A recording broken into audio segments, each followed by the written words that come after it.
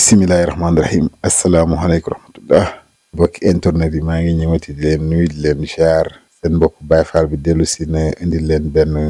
jàngat tey jëme ko ci série télévisée yi nga xam ni ñooy daw fi ci réew mi. tey nag bi attiré sama attention dafa nekk série boo xam ne mu ngi tudd Bété Bété maison de production bi ñuy tuddee Evenprod moom moo ko proposé Sénégalais yi nag di ko suivre loolu sax macha allah. ci saison 2 bi épisode 36 bi dama ci yem tey. doon ko xool ak sama famille ci fin bi ma gis ci benn scène boo xam ne dafa attiré sama attention ndaxte bokk na ci li nga xam ni jàpp naa ne warul dugg ci suñu biir kër yi ñu koy xoolandoo ak suñuy njaboot kon ñu ànd dem xool lan la.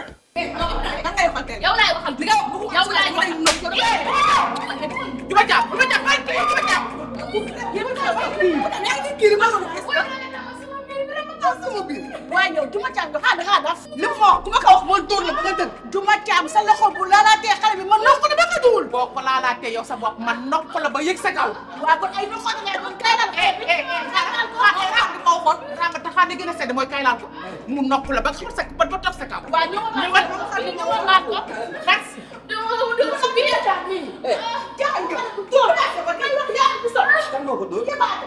Duma Thiam mi waaw ñoo fi jàpp Amina donc muy bëgg a dee mais wax yaa muy sot Duma Thiam mais Duma Thiam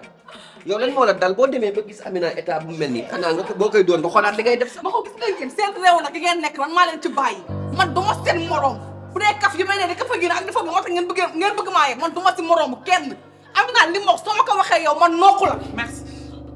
Duma Thiam man nga wax yow mais Duma Thiam yow da nga réew dama seen morom yow may wax ak yow pour ñu solution ngay def sa yu ba ñàkk fay de réew dama lay man j'étais casse la comme ni ngeen ko gisee noonu li ma ci déranger mooy saaga yooyu ma gis saaga nag dafa nekk loo xam ni ñun dañoo nekk société boo xam ni accepté wuñu ko parce que kenn ku ci ne bu la nit saaga daf lay metti donc boo seetloo même ci biir scène bi saaga yi dafay metti ñi ñu koy def te pourtant c'est des acteurs ils jouent mais da ngay sentir ni même dans le jeu ils jouent le jeu que ni lii daf leen a metti donc dañuy réagir ci loolu ku góor ki boo seetloo ku jigéen ki saaga na ko neexu ko ku jigéen ki tam saaga na kenn ki tamit te neexu ko donc du moment que yow xam nga ni lii boo ko waxee ni du ko neex loolu waroo ko jàngal sa njaboot te ñun dañuy toogandoo suñu famille yi di seetaan film yi te film yi li ma ci gën a metti mooy du ma gis benn yoon ñu bind ni dañ koo tere âge bi ñun xamuñu cinéma xamuñu audiovisuel une image vaut 1000 mots lenn looy gis jeexital bi mën a def ci yow moo ëpp fuuf ay wax li mën a def ci yow junniy wax boo ko doon peese benn image nga koy tëkkaleel lii image la bu ànd ak wax war na tax ba ñi koy defar heure bu ñuy commencé ñuy sensibiliser ñi koy seetaan di leen xamal ni lii kat ngeen di seetaan